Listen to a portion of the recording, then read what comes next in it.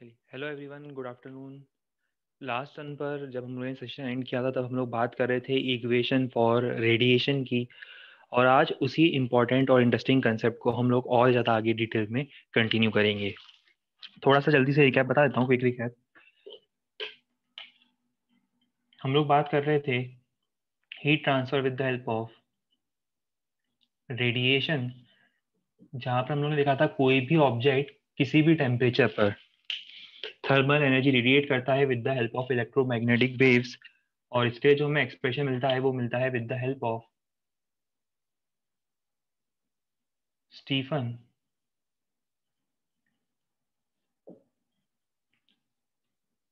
बोल्ट्जमैन्स law. Radiation के लिए जो हमारे पास इक्वेशन होगी होगी स्टीफन्स लॉ की या स्टीफन बोल्ट्जमैन्स लॉ की इक्वेशन होगी, जिसे हम लोगों ने लास्ट नंबर देखा था कि किस तरह से हम लोग power radiated delta Q by delta T, power radiated को हम लोग लिख सकते हैं sigma A T to the power of 4।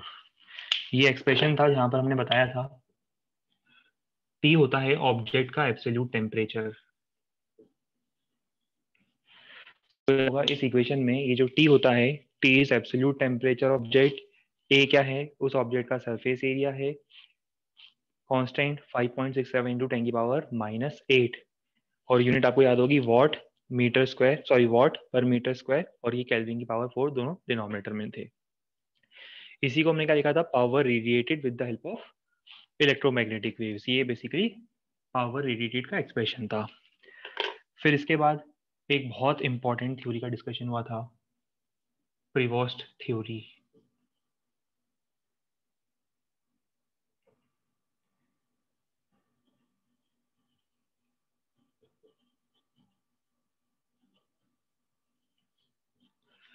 और वहां हम लोगों ने बताया भी था कि हीट का रेडिएशन, थर्मल एनर्जी का रेडिएशन और आने वाली थर्मल रेडिएशन, बाहर से सराउंडिंग से आने वाली थर्मल रेडिएशन का एब्जॉर्प्शन, ये दोनों प्रोसेस साइमल्टेनियसली चलते हैं। और हमने देखा था किस केस में ऑब्जेक्ट का टेम्परेचर कम होगा, किस केस में इंक्रीज होगा, किस केस में कांस्टेंट होगा। बट जो अल्टीमेटली इसके बेसिस पर हमें एक फॉर्मूला मिला था, इन दोनों को कंबाइन करने पर जो हमें फॉर्मूला मिला था वो फॉर्मूला था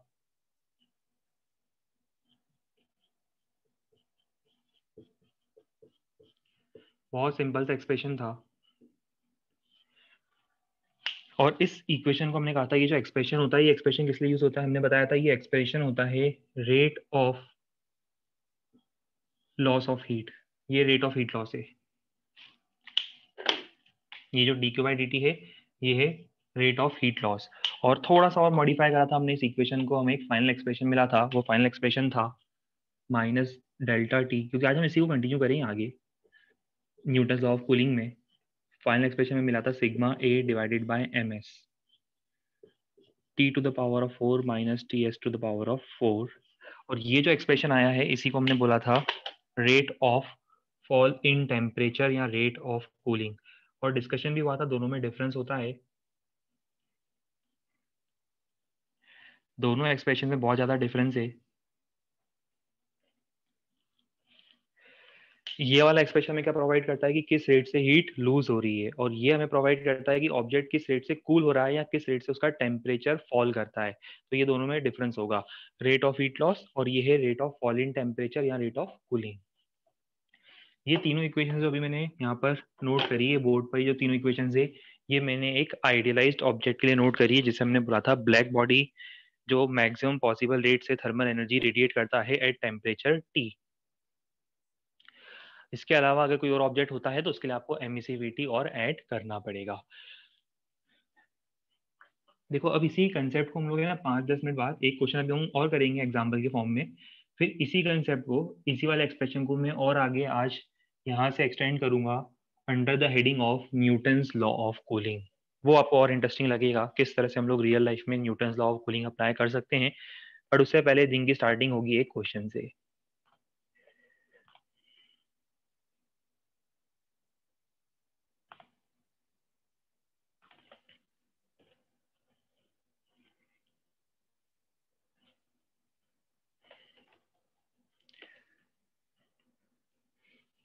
ये ऑलरेडी हम क्वेश्चन कर चुके थे, मैं आपको सेम क्वेश्चन दे रहा हूँ, ज्योमेट्री चेंज कर रहा हूँ।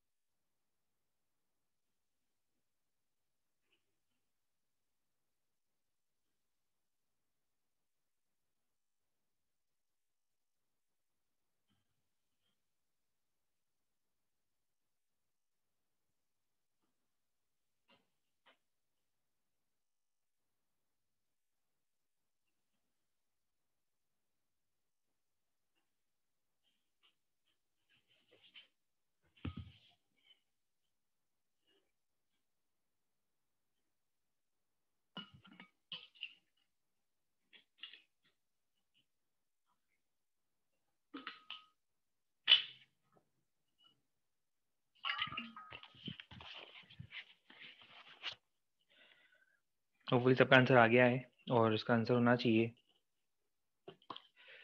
क्यूब का जो rate of fall in temperature है it will be more as compare to that of the sphere. अब ये देखो क्वेश्चन है बहुत इजी। अभी लास्ट टर्न पर ही हम लोगों ने इस बारे में डिस्कशन किया था, मैं सॉल्व करके बता देता हूँ।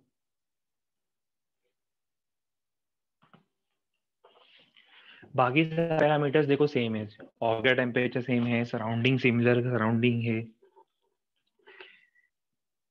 इसमें मैंने बताया था कि जो मास है उसको मैं लिखता हूँ वॉल्यूम इनटू डेंसिटी। ये जो मास वाला टर्म था वो लिखा था volume into density.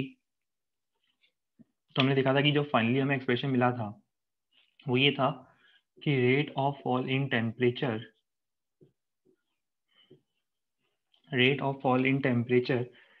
Is directly proportional to A by V।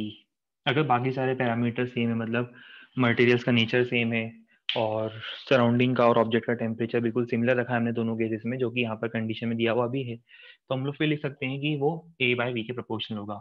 अब सबसे पहले हम लोग आते हैं क्यूब को, पहले क्यूब की बात करते हैं। क्यूब के लिए क्या करेंगे, क्यूब के लिए मैं A बाय V का रेशियो निकालता हूँ। सरफेस एरिया कितना हो जाएगा, सरफेस एरिया हो जाएगा 6A² और वॉल्यूम होगा A क्यूब। कितना हो जाएगा ये 6/A। सेकेंड फिर हम लाएंगे स्पीयर को कंपेयर करेंगे। स्पीयर के लिए क्या हो जाएगा बताओ, सरफेस एरिया हो जाएगा 4πr² divided by 4/3πr cube.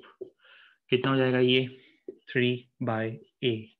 बस अब लास्ट स्टेप में हम लोगों को कंपैरिजन ही ड्रॉ करना था 6/A में और 3/A में।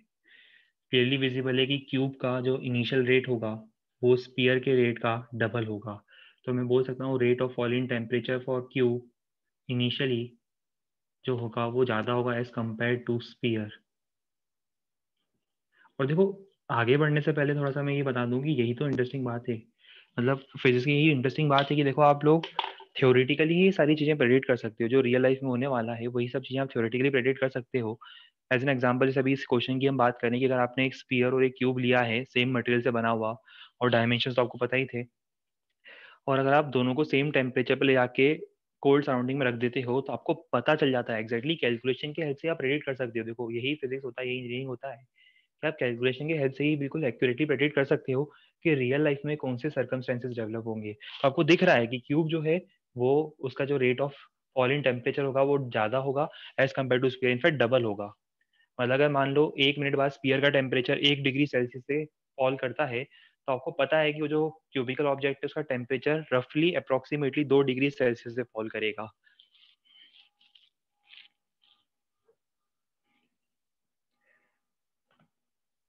हाँ देखो, ये इनिशियल क्यों बोल रहा हूँ, अच्छा ठीक है ठीक है। देखो ये आपको शायद क्लियर हो गया होगा इतनी देर में, तो मैं इनिशियल क्यों बोला, देखो क्योंकि हो क्या रहा है कि जब आप ये लिखते हो proportional to A by V, देखो ये लिखा है ना मैंने ए बाई वी, तो ये देखो ये जो ए बाई वी लिख रहा हूँ, ये मानते हुए लिख रहा हूँ कि ये टर्म जो है वो सेम है दोनों के लिए। मैं ये मानते हुए चल रहा हूँ ना कि ये जो टर्म आया है ये वाला टर्म दोनों के लिए सेम है, और वो दिया हुआ भी है क्वेश्चन में कि देखो सराउंडिंग तो सेम है, और सराउंडिंग का टेम्परेचर वैसे भी चेंज होता नहीं है, तो उसको तो सेम ही मान के चलो। पर जैसे जैसे टेम्परेचर फॉल होगा ना, ये T⁴ वाला टर्म चेंज होता जाएगा। अब देख रहे हो रेशियो जो है ना वो बिल्कुल एक्जैक्टली डबल नहीं होगा। अभी तो स्टार्टिंग में डबल दिख रहा है, पर थोड़ी देर बाद क्या होगा, ये जो टर्म्स होंगे क्यूब के लिए और स्पीयर के लिए, ये जो टर्म्स होंगे ना ये थोड़े से मिसमैच करना स्टार्ट कर जाएंगे, ये वाले टर्म्स। इसीलिए मैं बोल रहा हूँ इनिशियल। बाकी ओवरऑल तो आप ये बोल ही सकते हो कि क्यूब का जो रेट ऑफ फॉल है वो तो ऑब्वियसली बात है ज्यादा ही होगा, बट स्टार्टिंग में डबल बोल रहे हो, बाद में जरूरी नहीं कि वो डबल हो। ठीक है, चलो अब थोड़ा सा कंसेप्ट को और एक्सटेंड करेंगे हम लोग।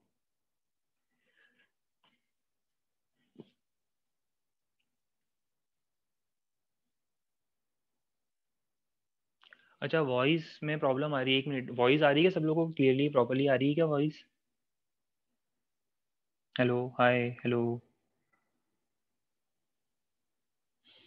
हाँ अच्छा, वो लैग हो रही है हर बार, हाँ देखो वो तो हम पता ही चुके थे आपको, फ़ोन की ही प्रॉब्लम है। अच्छे अगर इसमें फ़ोन और अच्छे अगर एयरपॉड्स होते तो कुछ और डिफरेंस हो सकता था।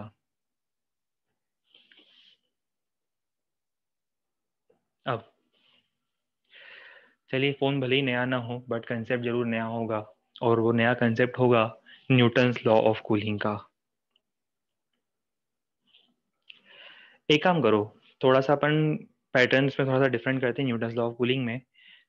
मैं आपको 1 मिनट दे रहा हूँ, स्टेटमेंट पढ़ो, नोट करो, फिर मैं एक्सप्लेन करूंगा।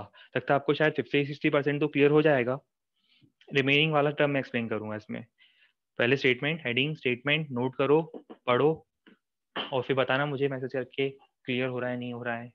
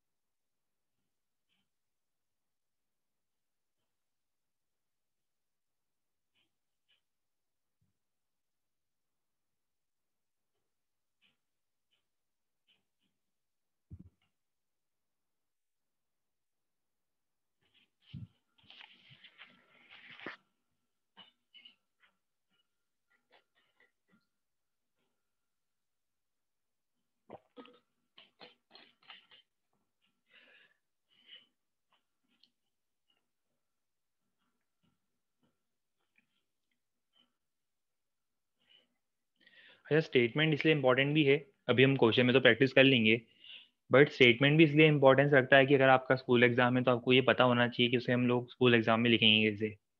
आपको न्यूमेरिकल्स करना आता है, सब कुछ आता है, बट यही नहीं पता कि न्यूटन लॉ ऑफ कूलिंग का स्टेटमेंट क्या है, यहाँ लिखा कैसे जाएगा, तो भी प्रॉब्लम होती है।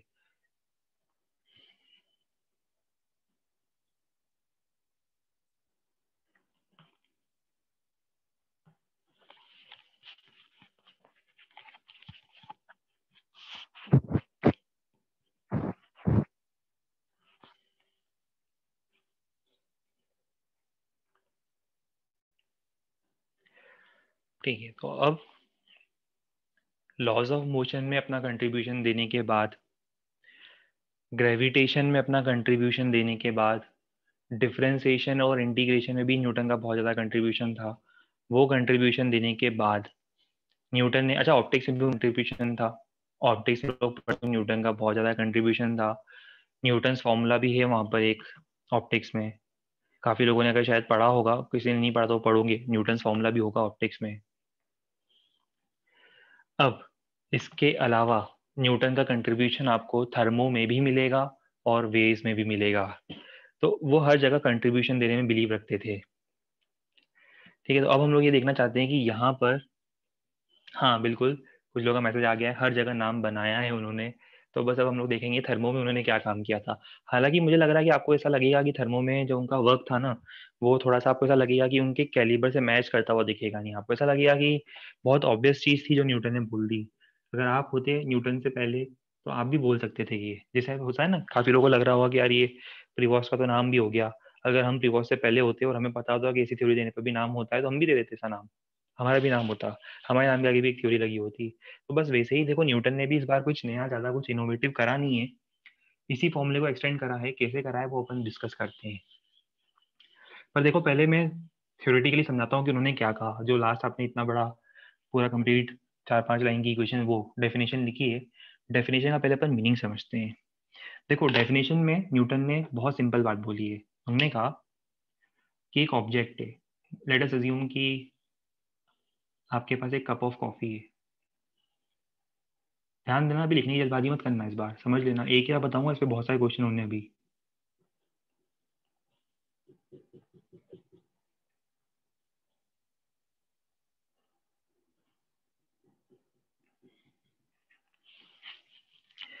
सपोज आपके पास ये कप ऑफ कॉफी है, या चलो छोड़ो, ग्रीन टी है, ग्रीन कलर में बना रहे हैं तो ग्रीन टी ही होगी। ठीक है, तो ये ग्रीन टी है। अब आगे, इस ग्रीन टी का कुछ टेम्परेचर रहा होगा, इस ग्रीन टी का टेम्परेचर मान लो है टी,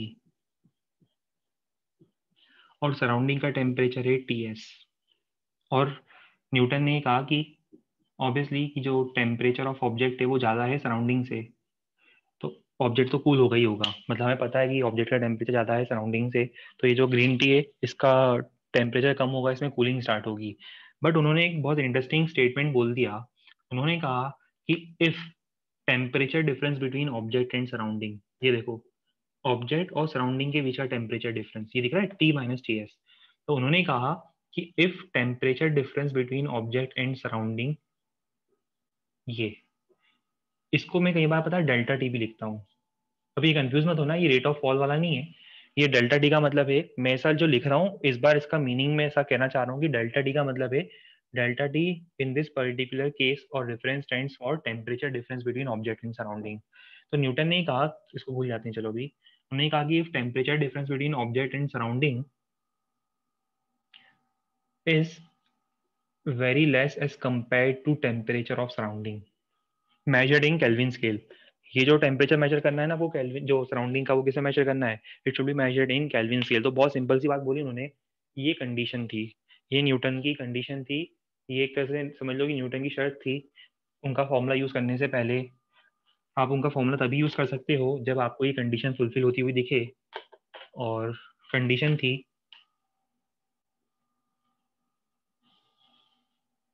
ये टेम्परेचर डिफरेंस अगर सराउंडिंग के एब्सोल्यूट टेम्परेचर से कम हुआ, जैसे एग्जांपल मान लो कॉफी का टेम्परेचर था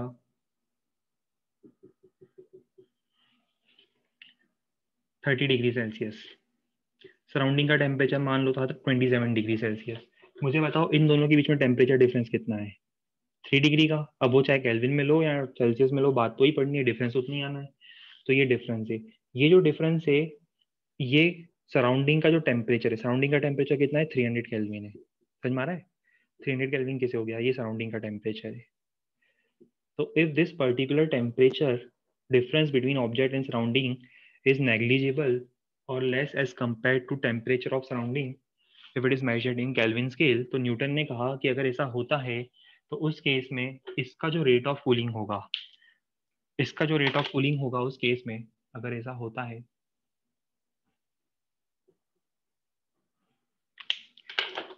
तो उन्होंने कहा कि rate of cooling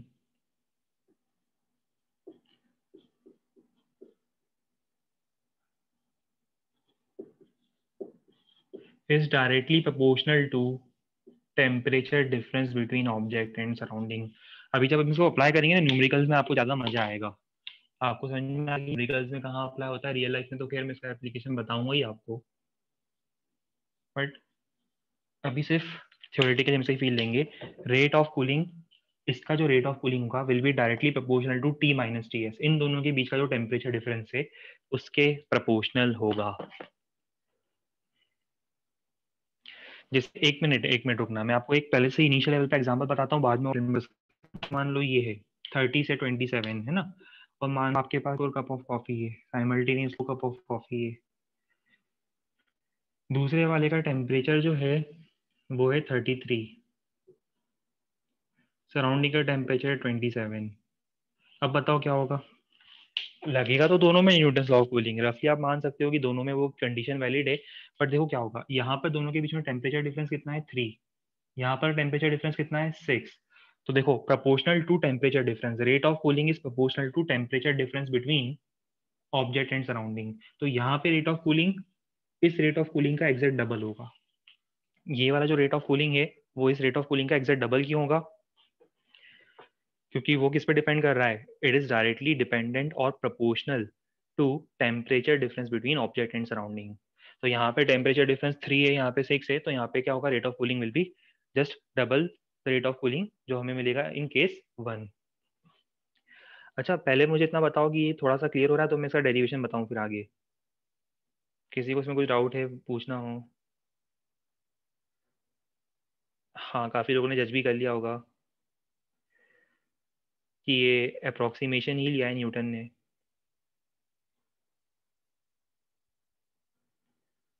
binomial approximation, बिल्कुल सही बात है। अब नहीं लग रहा आप लोगों को कि जितने इजीली आप लोगों ने गैस कर लिया, आप लोगों को नहीं लगता कि अगर न्यूटन से पहले आपने यहाँ तक पढ़ा होता तो आप ये इक्वेशन खुद ही दे सकते थे। चलो अब इसको फिर भी एक बार डिराइव करके देखते हैं।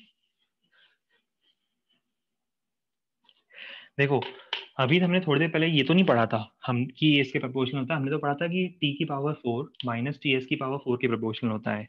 ये तो नई चीज पता चल गई हमें। अभी हमने थोड़ी देर पहले क्या पढ़ा था कि वो होता है टी की पावर 4 माइनस टी एस की पावर 4 के प्रोपोर्शनल।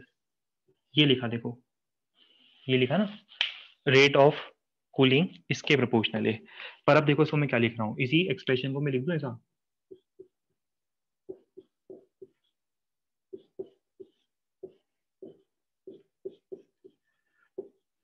अब कुछ लोग सोच रहे हैं ये डेल्टा टी क्या है, तो यहाँ पे मैं साइड में लिख देता हूँ where delta T stands for,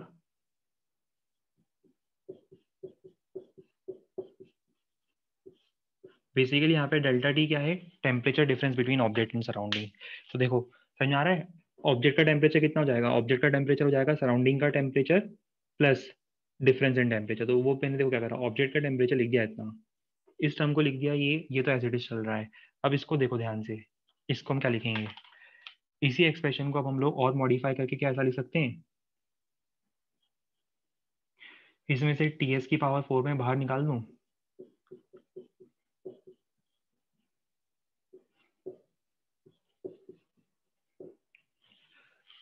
जहाँ डाउट है बता देना, वैसे कुछ आना नहीं चाहिए, बहुत बेसिक मैथ्स है, टी एस की पावर 4 बाहर निकाला है, इसमें समझने वाली कुछ बात ही नहीं है।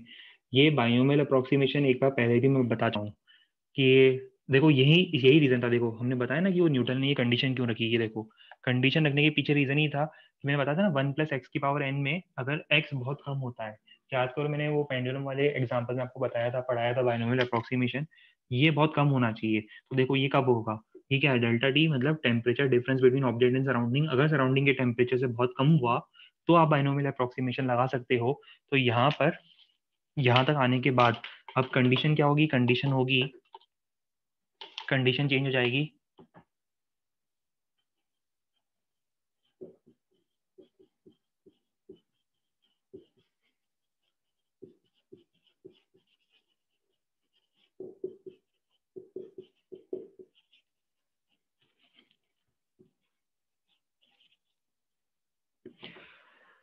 अब अगर ये कंडीशन फुलफिल हो रही है तो हम बाइनोमियल अप्रोक्सीमेशन लगा सकते हैं, और बाइनोमियल अप्रोक्सीमेशन लगाने से हमें क्या मिलेगा, बाइनोमियल अप्रोक्सीमेशन लगाने से हमें मिलेगा 1+4 delta T by T S. Power multiplication में आ जाती है, फर्स्ट ऑर्डर अप्रोक्सीमेशन लग रहा है, हायर ऑर्डर पावर्स को मैं नेग्लेक्ट कर रहा हूँ, इसका स्क्वायर क्यूब सब नेग्लिजिबल है क्योंकि ये टर्म बहुत छोटा है। टी एस की पावर 4 ये दिख रहा है, इसको ओपन करोगे तो टी एस की पावर 4 टी एस की पावर 4 कैंसिल हो जाएगा, वो टर्म कैंसिल हो जाएगा, और हमें रिमेनिंग टर्म जो है वो क्या मिलेगा, हमें रिमेनिंग टर्म मिलेगा 4 T S cube delta T. अभी 1 मिनट लिखना मत, पहले समझ लेना, मैं टाइम दे दूंगा 1-2 मिनट का लिखने के लिए, अभी आप बात को समझो बस पहले। देखो मतलब ये वाला जो टर्म था, ये वाला जो टर्म था जो मैंने यहाँ कंटिन्यू करा है, देखो इस वाले टर्म को ही मैंने यहाँ कंटिन्यू करा है, और अब ये टर्म देखो अप्रोक्सीमेटली किसके इक्वल आ रहा है, यही टर्म अप्रोक्सीमेटली इसके इक्वल आ रहा है। अब आगे इस बात को समझो कि सराउंडिंग का टेम्परेचर कांस्टेंट होगा, कांस्टेंट क्यों होगा, देखो आप एक्सपेक्ट तो कर रहे हो ना कि अगर आप कॉफी को कूल भी कर रहे हो तो ऐसा तो नहीं एक्सपेक्ट करो कि सराउंडिंग का टेम्परेचर चेंज हो जाएगा, सराउंडिंग का टेम्परेचर कांस्टेंट होगा 4 टी एस क्यूब, तो 4 टी एस क्यूब कांस्टेंट है, ये कांस्टेंट है, तो देखो किससे प्रपोर्शनल आ रहा है, डेल्टा टी, डेल्टा टी क्या था, डेल्टा टी था T minus T S, delta T था टी माइनस टी एस, तो rate of cooling is directly proportional to temperature difference. देखो बात बहुत सिंपल सी है, अगर 1-8% किसी स्टूडेंट को कंफ्यूजन हो रहा है, वैसे होगा नहीं है, क्लियर हो जाना चाहिए, 1-8% कोई स्टूडेंट अगर ऐसा फिर भी रह गया, इससे कंफ्यूजन हो, बिल्कुल इजीली मैं अवॉइड कर देता हूँ आपका कंफ्यूजन। ये ध्यान रहे कि एक्चुअल फॉर्मूले में फोर्थ पावर की प्रोपोर्शनल होता है, टी की पावर 4 माइनस टी एस की पावर 4, ये एक्चुअल फॉर्मूला है, पर अगर कुछ कंडीशन सेटिस्फाई होती है, फुलफिल होती है, तो अप्रोक्सीमेट फॉर्मूले में डायरेक्टली फोर्थ पावर हट जाती है और डायरेक्टली इन दोनों के डिफरेंस के ही प्रोपोर्शनल आ जाता है, बस इससे ज़्यादा कुछ याद रखने वाली बात नहीं है इसमें, बिल्कुल सिंपल है, याद हो गया होगा, अब ज़्यादा कुछ याद रखने वाली बात इसमें नहीं है। तो देखो अब कुछ लोग मुझसे ये भी पूछे थे, शायद मैसेज कर रहे थे कि सर कांस्टेंट ऑफ प्रोपोर्शनलिटी क्या होगा, या तो प्रोपोर्शनल तो लिख दिया, सर कांस्टेंट ऑफ प्रोपोर्शनलिटी क्या होगा, तो आप लोगों को दिख ही गया होगा कि कांस्टेंट ऑफ प्रोपोर्शनलिटी क्या होना चाहिए, मैं लिख देता हूँ फिर भी, आप लोग खुद ही बता सकते हो कि अब कांस्टेंट ऑफ प्रोपोर्शनलिटी क्या आना चाहिए, देखो मैं लिख देता हूँ, ये फॉर्मूला लिख रहा हूँ मैं, देख लेना क्या लिखूंगा बताओ उसको मैं, sigma A divided by M S, ये टर्म और ये वाला टर्म साथ में आएगा, इंटू क्या लिखूंगा बताओ, 4 T S cube into delta T, तो बस ये तो प्रोपोर्शनलिटी वाला चीज हो गई, और जिस कांस्टेंट की हम लोग बात कर रहे थे वो ये कांस्टेंट था,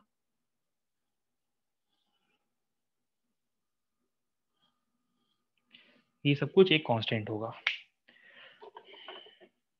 तो अब फाइनली हमारे पास जो टेक अवे एक्सप्रेशन आएगा वो ये होगा, minus delta T by delta T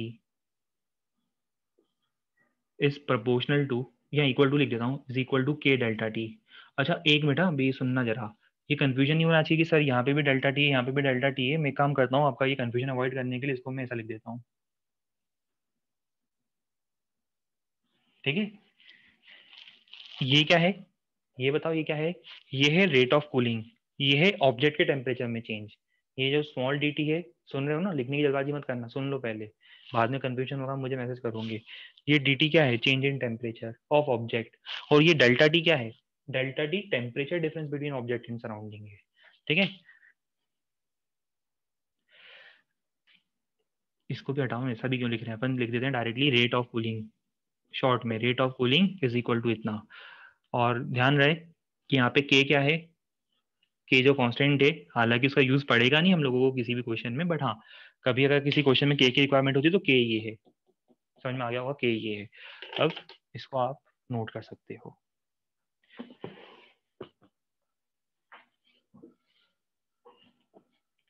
ठीक है। मीनवाइल एक और डाउट है कि सर अगर डिफरेंस जो है वो 30% है, तो भी हम इस फॉर्मूले को अप्लाई कर सकते हैं। देखो, अप्लाई तो आप इस फॉर्मूले को कभी भी कर लो, ऐसा कुछ नहीं है कि इतनी डिफरेंशियल अप्लाई करना है। ज़्यादा डिफरेंशियल भी अप्लाई करोगे तो देखो क्या होता है, आपने मैथमेटिकली अप्रोक्सीमेशन लिया है, तो अगर आप ज़्यादा डिफरेंशियल अप्लाई करोगे तब भी आपका आंसर आएगा, पर आंसर के अंदर एरर ज़्यादा आना स्टार्ट हो जाएगा।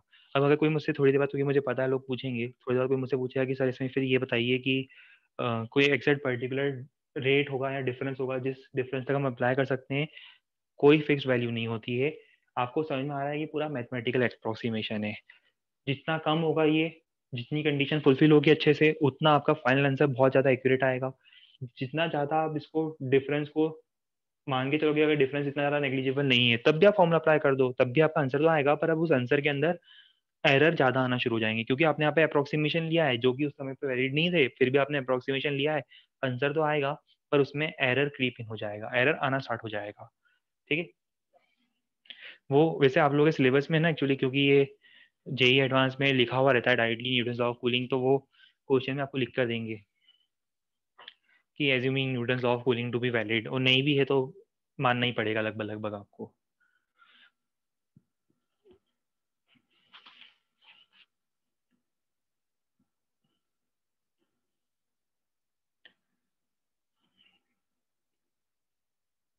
हाँ, ये बोर्ड से नोट कर लो यहाँ तक पूरा कंप्लीट।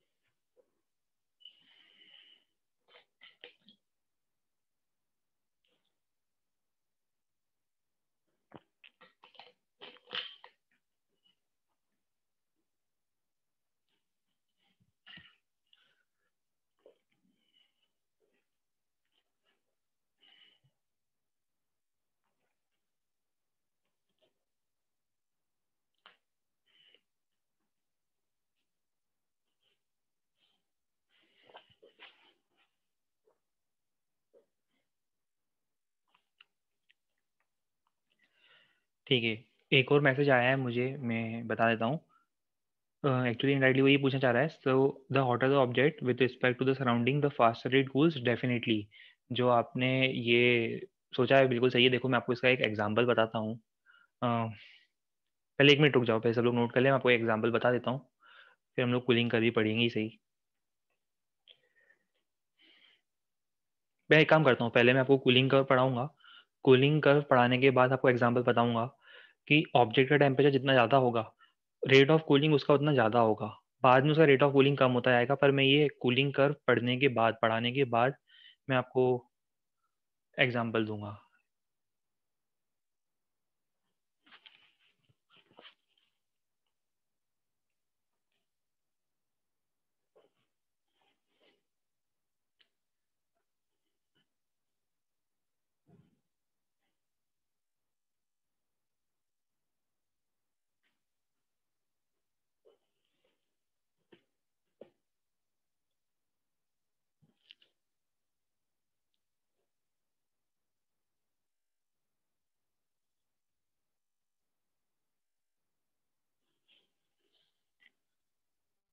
मेन मैसेज आ रहा है कि सर हमने स्पेक्ट्रल एब्जॉर्बिंग पावर अभी नहीं पढ़ा है, स्पेक्ट्रल एब्जॉर्बिव पावर आगे आने वाला टॉपिक है, अभी हम लोग न्यूटन लॉ ऑफ कूलिंग पर हैं।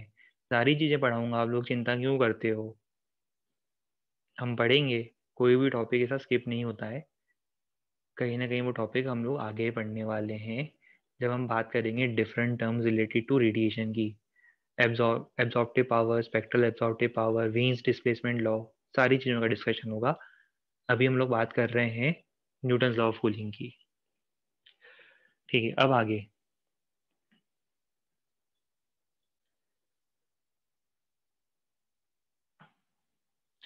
अभी कुछ और कंसर्न्स हैं आप लोगों के, मैं समझ रहा हूँ कि डेल्टा टी में ऑब्जेक्ट का इनिशियल टेम्परेचर लेना है क्या, क्योंकि डेल्टा टी भी चेंज हो रहा है। इसीलिए 2 मिनट रुको, अभी हम लोगों ने ये बस बेसिक लेवल पे पढ़ा है, अब मैं इसको फाइन करके कूलिंग कर पढ़ाने वाला हूँ, मेरी क्वेरीज क्लियर हो जाएगी। थोड़ा सा पेशेंस रखना पड़ेगा आपको, 2 मिनट और रुकेंगे हम लोग। अभी जब नई चीज बताने वाला हूँ, न्यूटन लॉ ऑफ कूलिंग के अंदर ही आएगा ये। अब बात करेंगे कूलिंग कर्व की। अब समझते हैं और ज्यादा डिटेल में न्यूटन लॉ ऑफ कूलिंग को। मैं काम करता हूँ, पहले डिराइव कर देता हूँ इक्वेशन। देखो, आपने बिल्कुल सही जजमेंट लगाया कि सर ये ऑब्जेक्ट का टेम्परेचर जो है अभी मान लो 30 है और सराउंडिंग का मान लो 27 है। मान लिया हमने कि वो टेम्परेचर डिफरेंस के प्रोपोर्शनल होगा, पर जैसे जैसे ये कूल होगा तो टेम्परेचर डिफरेंस भी कम हो जाएगा। देखो 29 27, तो रेट ऑफ कूलिंग भी तो चेंज हो रहा है। तो ऐसे केस में हमें फिर क्या करना पड़ेगा, ऑब्वियसली बात है, हमें डिफरेंशिएशन इंटीग्रेशन क्या देनी पड़ेगी, जो भी हम लेने वाले हैं इसी फॉर्मूले के अंदर। देखो ये जो न्यूटन लॉ ऑफ कूलिंग का हमने एक्सप्रेशन फाइंड करा है, तो बोर्ड भी बहुत छोटा पड़ जाता है। मतलब ये यहाँ पे हमने जो रेट ऑफ कूलिंग वाला एक्सप्रेशन फाइंड करा है, इसी को हम थोड़ा और आगे एक्सटेंड करेंगे। आगे एक्सटेंड करके अब हम लोग बात करेंगे कूलिंग कर्व की।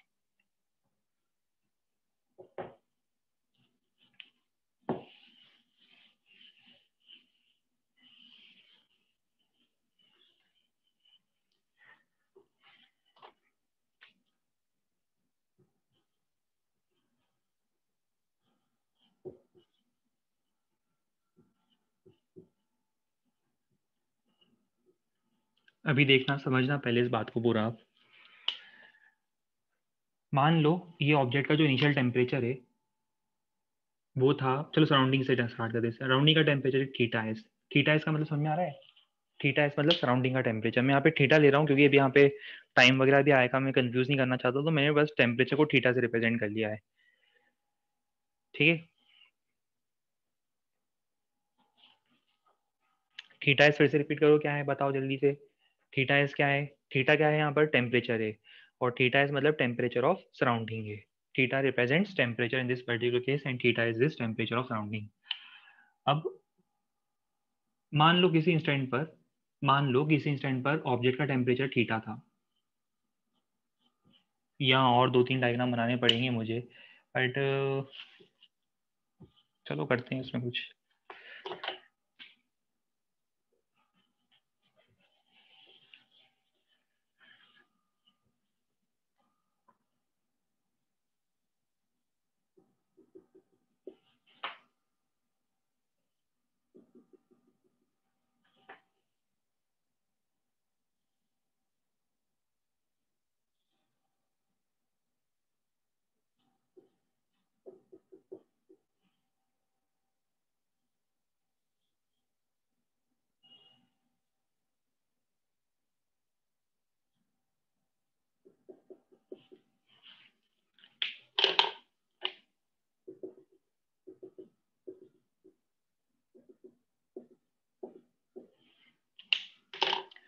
अब ज्यादा बेटर है, देखो ऑब्जेक्ट का इनिशियल टेम्परेचर है थीटा इनिशियल। थीटा आई का मतलब क्या है? Theta I is initial temperature of object. आपकी कॉफी का इनिशियल टेम्परेचर इतना था, मान लो 35 डिग्री सेल्सियस था, और आपको उसे कूल करके मान लो 35 डिग्री सेल्सियस से कूल करके आपको उसको लाना है 30 डिग्री सेल्सियस पर। तो ये इनिशियल टेम्परेचर है थीटा आई, फाइनल टेम्परेचर है थीटा एफ। आई और एफ तो समझ में आता ही सबको, नहीं फाइनल टेम्परेचर। सराउंडिंग का टेम्परेचर तो फिक्स्ड ही होगा, सराउंडिंग के टेम्परेचर में तो कोई चेंज आना नहीं है।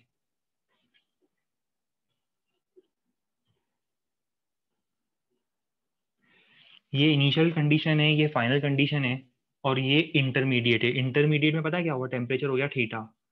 जैसे मान लो सराउंडिंग का टेम्परेचर, मान लो सराउंडिंग का टेम्परेचर है 25 डिग्री सेल्सियस, तो 25 डिग्री सेल्सियस तो हर जगह मेंटेन रहेगा। सराउंडिंग का टेम्परेचर तो चेंज होगा नहीं, सराउंडिंग का टेम्परेचर 25 है। ऑब्जेक्ट का मान लो टेम्परेचर था 35। 35 से कॉफी आपको कूल करते करते 30 तक लानी है, तो बीच में 35 से 30 के बीच में कोई एक टेम्परेचर तो आएगा ना, 32 33 34, कोई एक टेम्परेचर तो आएगा। तो मैंने वो लिखा है थीटा क्या है, वो इंटरमीडिएट टेम्परेचर है। तो ये इनिशियल है, वो ये फाइनल है, और ये इंटरमीडिएट है।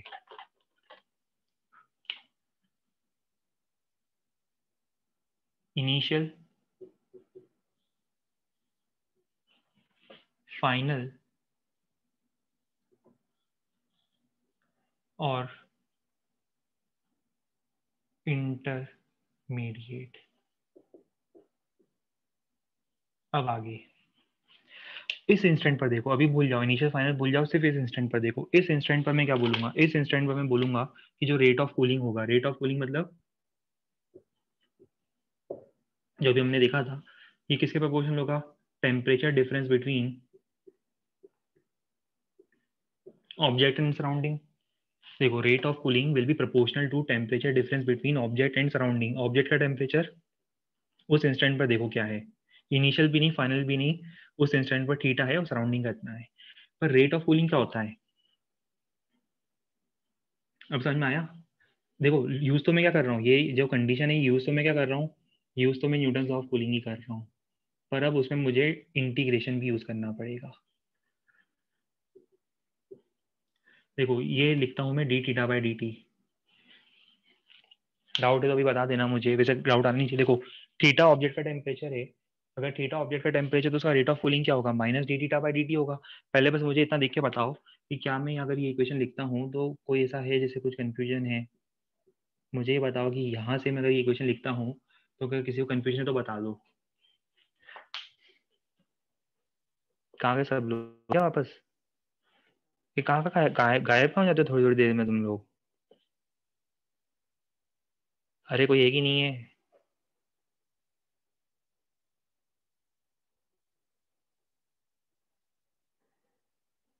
हैं सब लोग हैं ठीक है। अच्छा आपको क्लियर नहीं हो रहा है, ठीक है। ठीक है एक आध स्टूडेंट को क्लियर नहीं, देखो मैं एक काम करता हूँ, पहले पूरा डेरिवेशन बता देता हूँ सबको, और उसके बाद मैं वापस से थोड़ा सा रिपीट कर दूंगा। ठीक है अगर एक आध स्टूडेंट को क्लियर नहीं है तो फिर मैं एक काम करता हूँ, थोड़ी देर अपन पहले डेरिवेशन पूरा देखते हैं, फिर मैं आपको अलग से एक्सप्लेन वापस से बता दूंगा मैं, ठीक है। या हो सकता है पहले डेरिवेशन बता देता हूँ, देखते देखते आपको क्लियर ही हो जाए, वो भी हो जाता है कई बार, अपने आप ही क्लियर हो जाती चीज़ें। तो ठीक है यहाँ तक लिखने के बाद अब आगे देखो, चीज़ें बहुत सिंपल है। चीज़ें सिंपल कैसे है, आपको पता है क्या करना है, आपको पता है कि हम इस इक्वेशन में अब क्या करेंगे नेक्स्ट स्टेप में।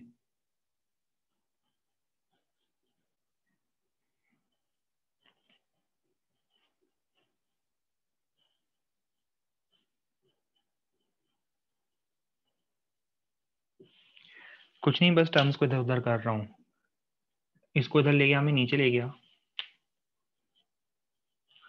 डी टी को उधर ले गया, माइनस को उधर ले गया, ये दोनों इक्वेशन सेम लिखिए।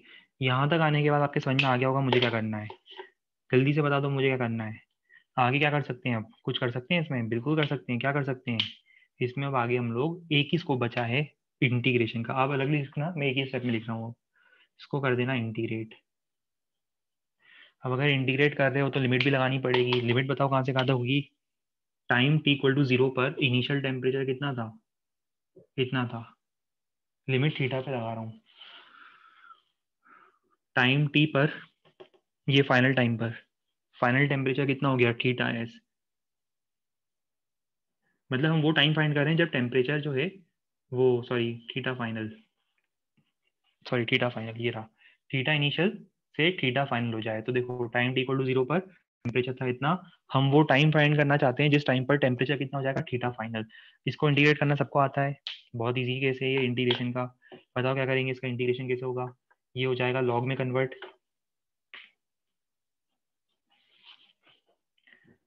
मैं यहाँ लिख देता हूँ, ये कितना हो जाएगा लॉग में कन्वर्ट हो जाएगा, तो क्या लिखूंगा log of theta minus theta S. Limit लगानी है अभी मुझे, कहाँ से कहाँ तक लगानी है, इनिशियल से फाइनल। हाँ और एक और चीज़, कैलकुलेशन पार्ट वापस आप लोगों के ऊपर रिलाई कर रहा हूँ, आप लोग खुद से चेक कर लेना, आपको खुद ही क्लियर हो जाएगा। इज इक्वल टू माइनस के टी,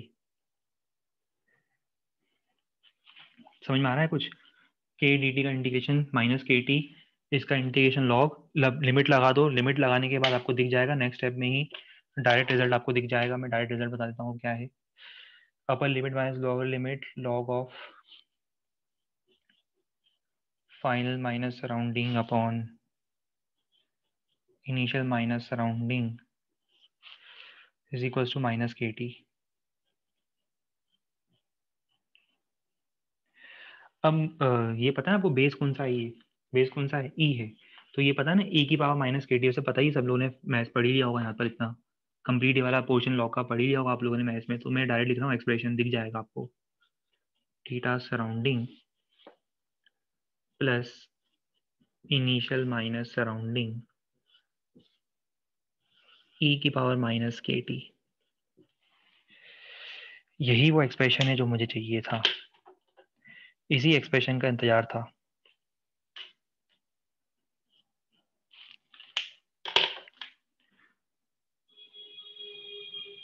अभी बहुत सारी चीजें मुझे बतानी है, बहुत सारे पॉइंट्स बताने हैं।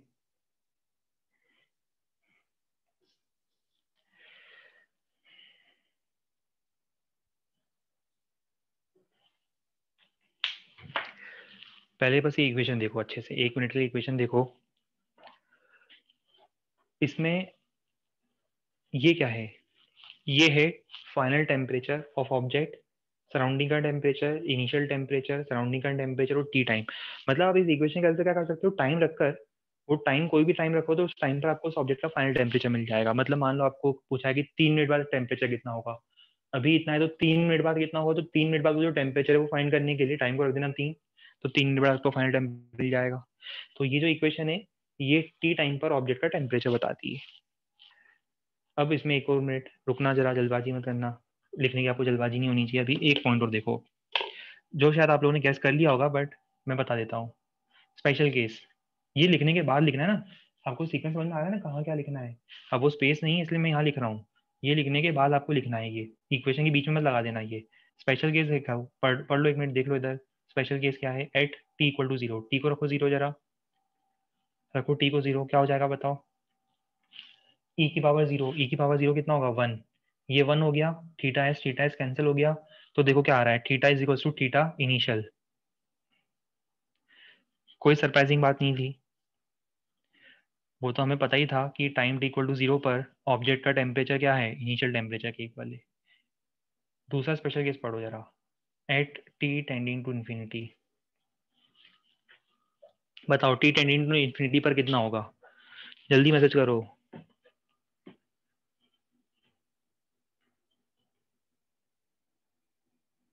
बिल्कुल, इन्फिनिटी पर देख लेना, ये वाला जो टर्म है ना 1/e⁻∞, ये पूरा टर्म हट जाएगा और फाइनल टेम्परेचर हो जाएगा सराउंडिंग के इक्वल।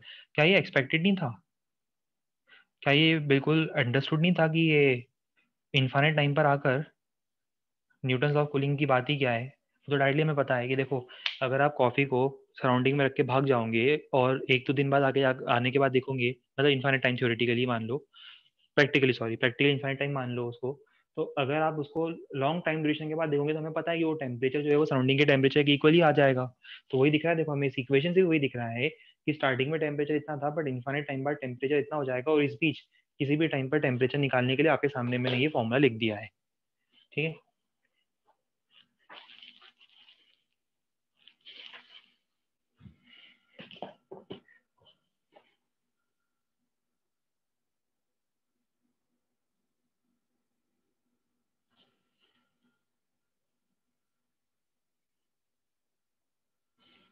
अभी मैं ग्राफ बनाऊंगा, कूलिंग कर्व बनाऊंगा, कुछ और चीजें एक्सप्लेन करूंगा। पहले सिर्फ यहाँ तक नोट करो, इतना एब्जॉर्ब करो, फिर हम चीज ऐड करेंगे इसमें।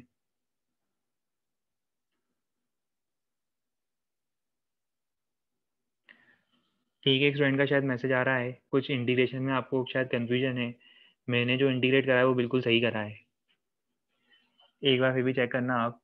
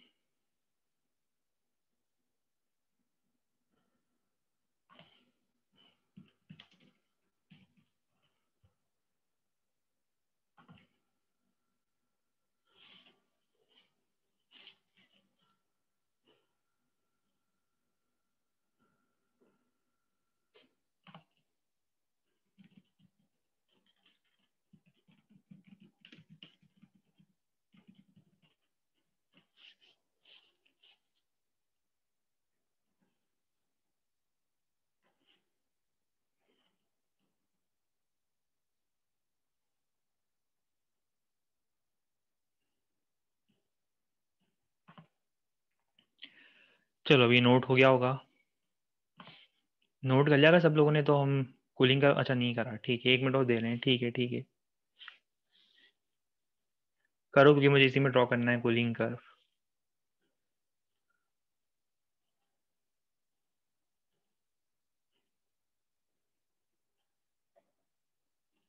ये इसमें क्यों, हमारे पास तो ड्रॉ किया हुआ पड़ा है ना कूलिंग, हम तो उसको डायरेक्ट डिस्प्ले कर देते हैं। अब देखो, जिनको नोट करना है बोर्ड से वो देख के नोट कर लेना, पर 1 मिनट अभी पहले यहाँ पर देख लो जो स्क्रीन पे शेयर हो रहा है कंटेंट, वो देख लो अब आप। अब देखो, वो जो भी आपके सामने है वो कॉफी वाला एग्जाम्पल था, तो ये देखो ये क्या है, टेम्परेचर ऑफ ऑब्जेक्ट मतलब temperature of coffee as a function of time. मुझे बताओ टाइम टी इक्वल टू 0 पर कॉफी का टेम्परेचर कितना होगा, थीटा इनिशियल होगा, थीटा इनिशियल। और जैसे जैसे टाइम देते जाऊंगा, जैसे जैसे टाइम बढ़ता जाएगा टेम्परेचर क्या होगा, कम होता जाएगा, दिख रहा है वो देखो टेम्परेचर कम होता जा रहा है, और थ्योरेटिकली इन्फानाइट टाइम बाद वो लाइन किसको मीट करेगी, इन्फानाइट टाइम बाद वो लाइन मीट कर जाएगी सराउंडिंग के टेम्परेचर को।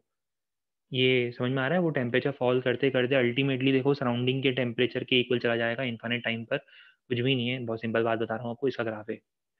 इस तरह सिंपल बात क्या हो सकती है, जो नीचे आप इक्वेशन लिख रहे हो ना उसी का तो ग्राफ बनाया है मैंने, ये theta as a function of time, बात ही खत्म हो गई। अच्छा 1 मिनट हो, मेरे को ग्राफ तो वैसे बनाना है, पॉइंट एक्सप्लेन करने के, बना लो चलो पहले इतना ग्राफ बना लो, फिर मैं पॉइंट अलग से बोर्ड पे एक्सप्लेन कर दूंगा। पहले ये ड्रॉ कर लो इतना, कूलिंग कर बोलते हैं इसको।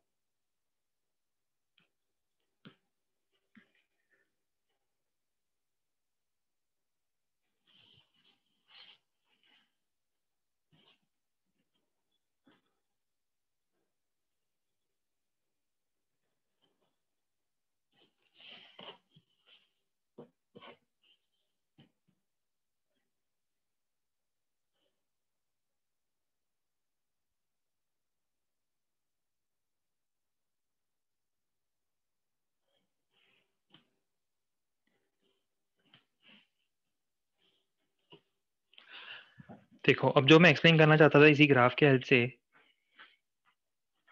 वो पॉइंट ये था।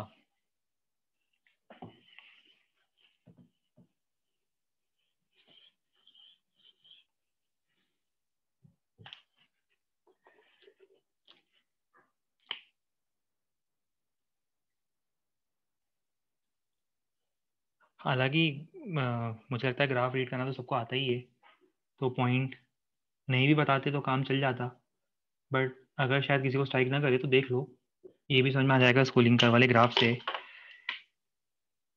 ये सराउंडिंग का टेम्परेचर होने वाला है, ठीक है, और ग्राफ आपको मिल रहा है कुछ इस टाइप से।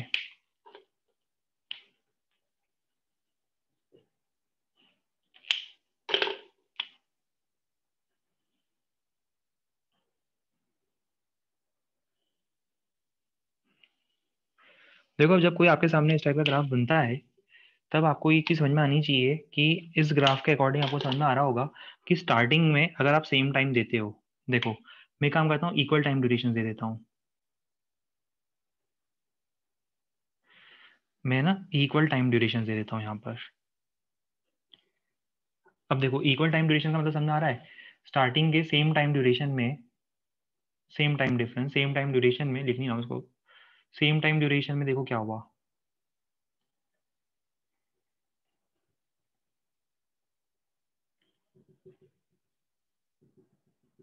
Same time interval same time duration में देखो क्या होता जा रहा है। स्टार्टिंग के उतने टाइम ड्यूरेशन में इसका टेम्परेचर देखो कितना फॉल कर गया, इतना फॉल कर गया। सेम टाइम इतने टाइम में टेम्परेचर देखो कितना ज़्यादा फॉल कर गया, स्टार्टिंग में कूलिंग ज़्यादा हो रही है, पर बाद में उतनी ही टाइम में देखो क्या हुआ, टेम्परेचर में फॉल कम आया। पता है कम क्यों हो गया वो, कम इसलिए हो गया क्योंकि अब देखो क्या हो रहा है, जब ऑब्जेक्ट का टेम्परेचर पहले ही कम हो गया, तो अब ऑब्जेक्ट और सराउंडिंग के बीच में टेम्परेचर डिफरेंस कम हो गया, और अगर ऑब्जेक्ट और सराउंडिंग के बीच में टेम्परेचर डिफरेंस कम हो गया तो उसका रेट ऑफ कूलिंग भी कम हो जाएगा, मतलब फर्दर रेट ऑफ फॉल अब क्या होता जाएगा, कम होता जाएगा। तो देखो बाद में उतनी ही टाइम में टेम्परेचर डिफरेंस और कम हुआ। अब इसके बाद बताओ क्या हुआ,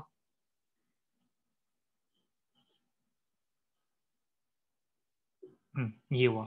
इसके बाद क्या हुआ देखो, इसके बाद अगली बार उतने ही टाइम में देखो टेम्परेचर डिफरेंस और कम फॉल हुआ, ये देखो सिर्फ इतना फॉल हुआ। कुछ बात समझ में आ रही है मैं क्या बोलना चाह रहा हूँ। देखो पहले इतने ही टाइम में टेम्परेचर में ड्रास्टिक फॉल आया, फिर अगले उतनी टाइम में टेम्परेचर में कम फॉल आया, अगले उतनी टाइम में देखो टेम्परेचर में और कम फॉल आया। वो जो फॉल आ रहा है ना वो कम होता जा रहा है टेम्परेचर में, जैसे जैसे ऑब्जेक्ट का टेम्परेचर सराउंडिंग के क्लोज आता जा रहा है, फर्दर रेट ऑफ कूलिंग कम होता जा रहा है। हाँ बोल दो या ना बोल दो।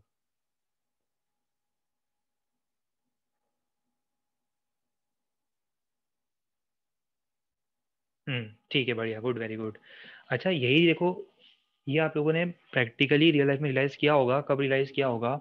जैसे आप लोग मान लो, अ, अभी कॉफ़ी की बात चली तो कप ऑफ कॉफ़ी की बात करते हो तो आपने देखा होगा कि स्टार्टिंग में वो जल्दी कूल हो जाती है, पर उसके बाद अगर आप उसको आधे घंटे बाद भी अगर आप उसको ड्रिंक करते हो तो आपने देखा होगा वो आपको कंप्लीटली कूल तो नहीं मिलती, पर आपको ल्यूक वार्म मिलती है, मतलब थोड़ी सी गर्म तो मिलती है।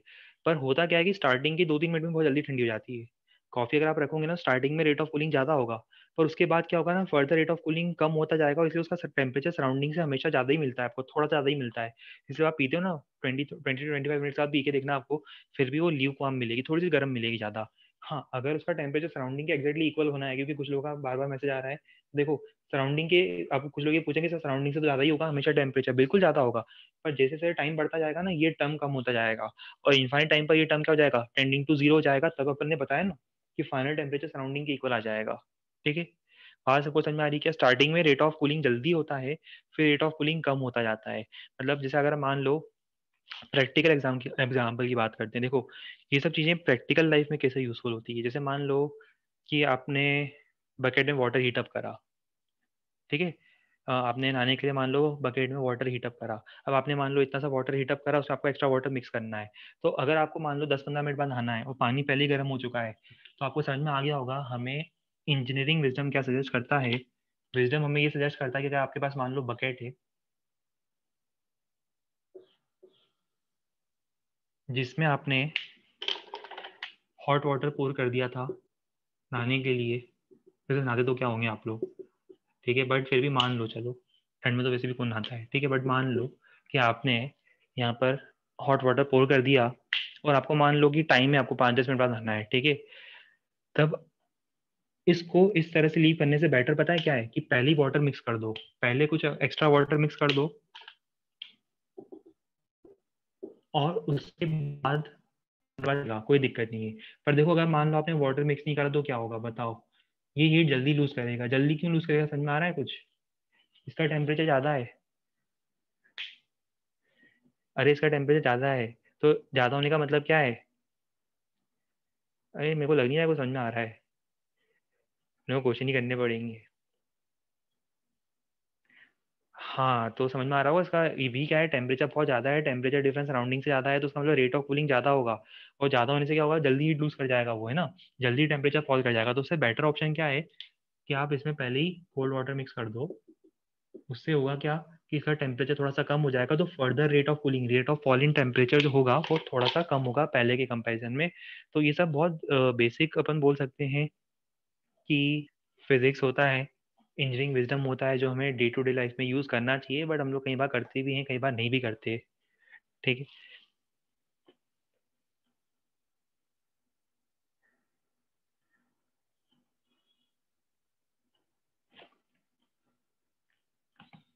चलिए अब इतना कुछ पढ़ तो लिया है। अच्छा, रिपीट करेंगे? नहीं नहीं नहीं, रिपीट नहीं करेंगे। देखो ये डाउट उन्हीं लोगों को आ सकता है जो लोग रेगुलर बेसिस पर नहाते नहीं है, उन्हीं को ये डाउट आया होगा। बाकी जो रेगुलर बेसिस पर नहाते हैं, क्योंकि देखो ये एक्सपेरिमेंट तो आप दिन भर ऐसे करते ही रहते हो ना, कि पानी को एक कंटेनर से दूसरे कंटेनर में डालना, इसी में तो आधा टाइम निकल जाता है। पानी को एक कंटेनर से दूसरे कंटेनर में डाल के फिर तीसरे कंटेनर में डाल के फोर्थ कंटेनर में डालना, सबसे ज्यादा बढ़िया गेम तो यही होता है। तो जो लोग नहीं नहाते उन्हें शायद क्लियर नहीं हुआ, बाकी सबको क्लियर हो गया। तो अब हम इसी भी आप आगे बढ़ते हैं नेक्स्ट क्वेश्चन पर।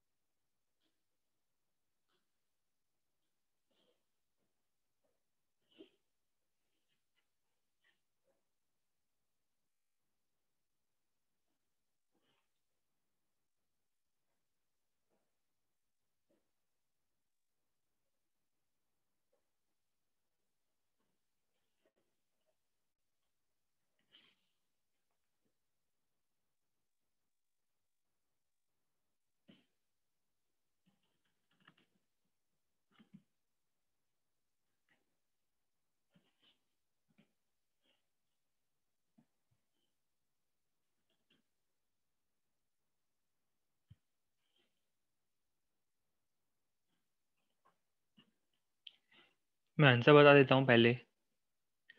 आंसर आना चाहिए अप्रॉक्सीमेटली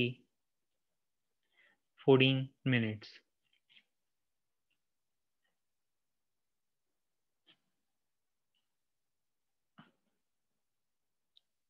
देखो कुछ लोगों ने मुझे आंसर जो है वो 10 से कम बताया है। अब ये तो देखो सिंपल विजडम है, इतना कुछ पढ़ने के बाद आपको एक चीज़ तो क्लियर होनी चाहिए, भले ही कुछ और क्लियर होनी हो बट आपको एक चीज़ तो क्लियर होनी चाहिए देखो इतने पॉइंट ऑफ टाइम में, कि आपका जो आंसर है वो 10 से तो ज़्यादा ही आएगा। क्योंकि देखो 40 से 35 में जो टाइम लग रहा है वो 10 है, तो अब 35 से 30 में जो टाइम लगेगा वो 10 से ज़्यादा होगा, क्योंकि रेट ऑफ कूलिंग कम हो गया है। रेट ऑफ कूलिंग कम हो गया और आप सेम टेम्परेचर डिफरेंस चाहते हो तो आपको थोड़ा ज़्यादा टाइम तो देना पड़ेगा। एग्जाम में आपका जो भी आंसर होगा वो आपको 10 से ज़्यादा ही देना है, ये तो सबसे एविडेंट बात है।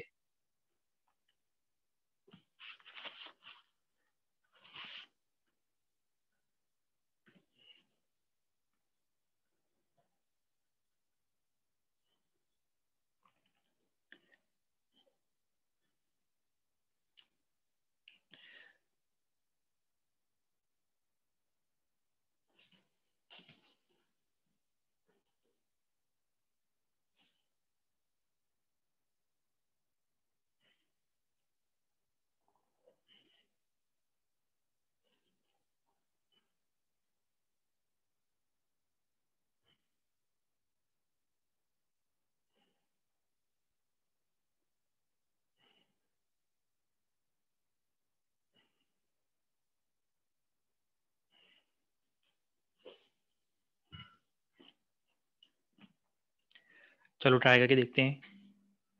पहले मैं डेटा नोट कर लेता हूँ पूरा।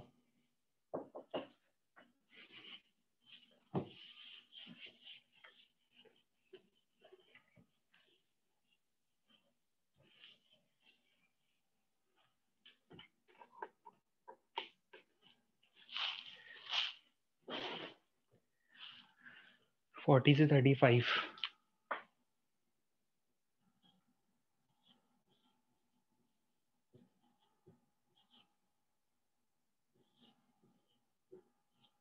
टेन मिनट्स, और सराउंडिंग का टेम्परेचर कितना था, 20 था।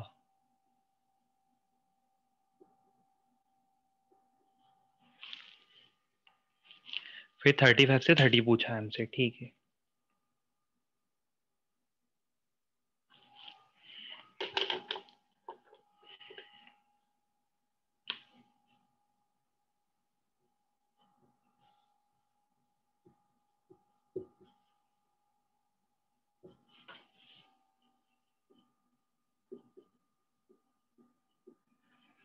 मैं क्वेश्चन में से एक्सप्लेन कर देता हूँ, हालांकि क्वेश्चन इससे ज़्यादा क्लियर हो नहीं सकता है बट फिर भी मैं एक बार एक्सप्लेन कर देता हूँ।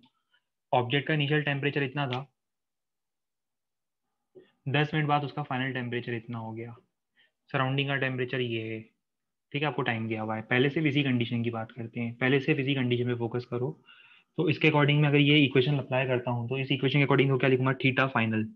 थीटा फाइनल में करो 35, इसको भूल जाओ अभी, सिर्फ इसको देखो। 35 is equals to surrounding, surrounding कितना 20, plus initial minus surrounding, initial minus surrounding e की पावर माइनस के टी, टी कितना है 10, फर्स्ट इक्वेशन की बात कर रहे हैं 10। ये हो जाएगा कितना 15, ये 20, 3/4, तो ई की पावर 10 के कितना जाएगा 4/3। इसको रहने देते हैं, यहाँ पर बाद में यूज करेंगे अब, ठीक है। अब इसके बाद वाली कंडीशन देखो, यहाँ पर देखो, अब यहाँ पर क्या होगा फिर से बताओ। ये इनिशियल टेम्परेचर मानूंगा इसको मैं, क्योंकि यहाँ से मैं देखना स्टार्ट कर रहा हूँ तो ये इनिशियल टेम्परेचर है, ये फाइनल टेम्परेचर है, इधर मुझे टाइम फाइंड करना है, ठीक है। तो अब क्या करेंगे बताओ, सेकंड वाले केस के लिए, सेकंड केस मतलब ये वाले केस के लिए हम फिर से वही लिखेंगे, final temperature is equal to surrounding plus initial minus surrounding, initial minus surrounding e की power minus k into t. 10 15, 10 15 2 3, minus है तो 3/2, तो ई की पावर के टी इज इक्वल टू 3/2। आगे सॉल्व कर लूंगी खुद से अब आगे तो सबको आता होगा। के वेरिएबल है उसे एलिमिनेट करना है, के मतलब हमें पता नहीं है, उसे एलिमिनेट करना है, हमें टी फाइंड करना है, लॉग ले लेना, दोनों साइड का डिवाइड कर देना। तो आपको समझ में आ रहा होगा, लॉग लेकर डिवाइड करने पर मैं डायरेक्ट एक्सप्रेशन लिख रहा हूँ, एज्यूमिंग कि आप लोगों को ये क्लियर होता है। लॉग ले लेंगे तो 10k ln 4/3 के टी ln 3/2 डिवाइड कर दो, के से के कैंसिल, तो 10/t कितना आ रहा है, 10/t आ रहा है ln 4/3 divided by ln 3/2। T निकाल लेना यहाँ से, सॉल्व करने पर ये अप्रॉक्सीमेटली 14 मिनट्स आता है। कुछ लोगों ने पूछा सर कैलकुलेशन कैसे करेंगे, तो देखो ln 2 की वैल्यू याद होनी चाहिए 0.6932, ln 3 की वैल्यू भी याद होनी चाहिए, ln 4 तो निकल जाएगा, ठीक है, ln 3 की वैल्यू भी याद होनी चाहिए 1.0986।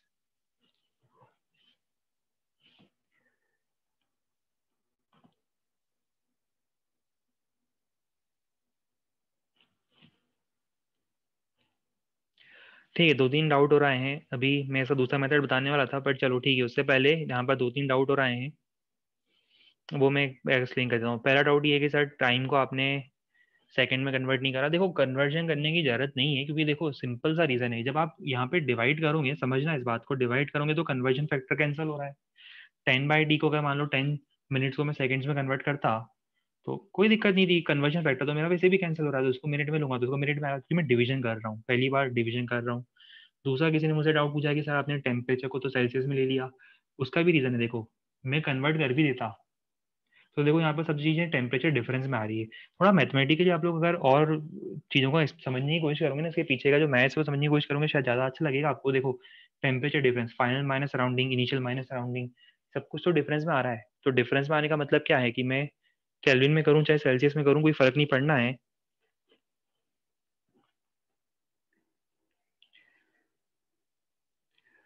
और एक दो डाउट आए हैं एनसीईआरटी वाला मेथड, हाँ मैं आपको एनसीईआरटी वाला मेथड ही बताने वाला था, सेकंड मेथड भी होता है इस क्वेश्चन का, एवरेजिंग वाला करेंगे, वो मेथड भी हम लोग डिस्कस करेंगे। पर 2-3 डाउट्स हो रहे हैं, पहले वो क्लियर कर दें। देखो एक और डाउट आया कि सर इनिशियल वैल्यू 35 क्यों ली सेकंड केस में। देखो सेकंड केस में 35 क्यों लिए, बहुत सिंपल नहीं है, देखो आप लोगों को ऐसा लग रहा है बहुत सिंपल चीज है कि आपसे पूछा है कि 35 से 30 होने में कितना टाइम लगेगा।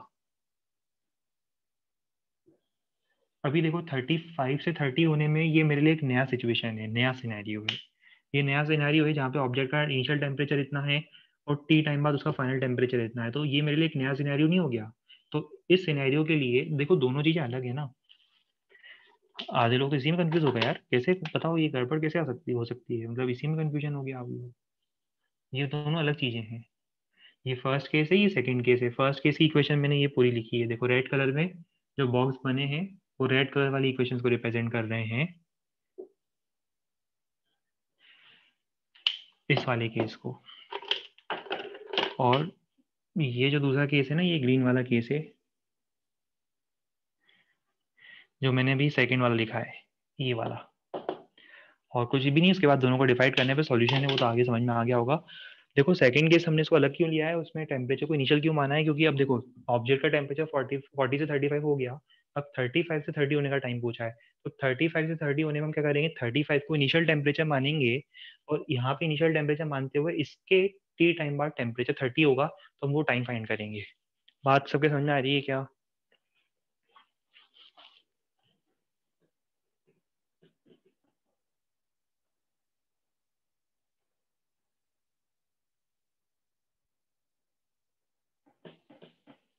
और कोई डाउट किसी को कुछ पूछना हो, इसका क्वेश्चन को सॉल्व करने का अभी हम लोग एक मेथड और सीखेंगे।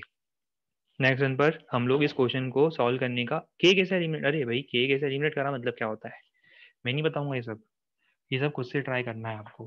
अरे के कैसे एलिमिनेट करा बता तो रहा हूँ मैं आप लोगों को, ये इसका लॉग ले लेना ना, ये सब तो मेंटली कर सकते हो ना कैलकुलेशन। देखो इसका लॉग ले लो, चलो मैं बता देता हूँ, इसका लॉग ले लो, बताओ क्या आएगा, बेस ही लेना,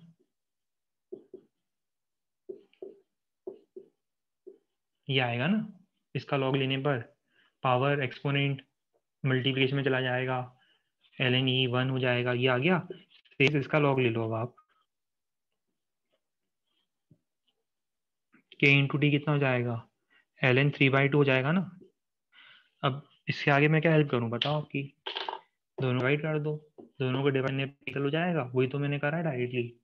तो बिल्कुल डायरेक्ट बेसिक लेवल का मैथ से कर सकते हो आप लोग ट्राई से।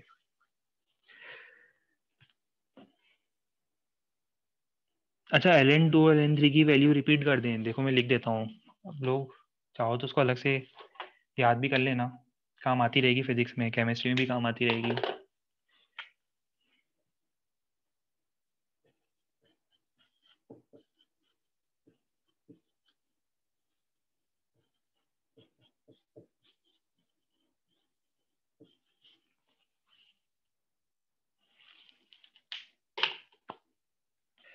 ये वैल्यूज होती है ln2 और ln3 की।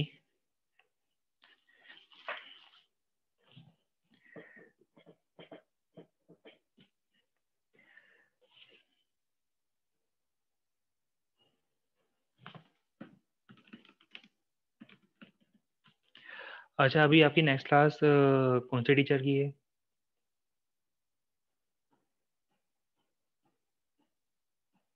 कौन से सब्जेक्ट की है? ठीक है, तो मैं क्या, एक मिनट रुको, मैं आप लोगों को ये होस्ट वाली सेटिंग्स ट्रांसफ़र कर दूं।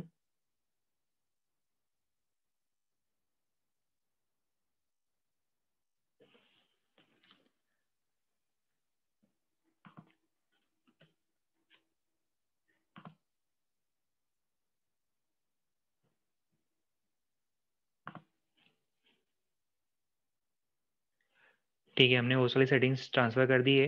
अब जब सर आते हैं तो आप प्लीज़ उनको ये सेटिंग्स ट्रांसफ़र कर दीजिएगा।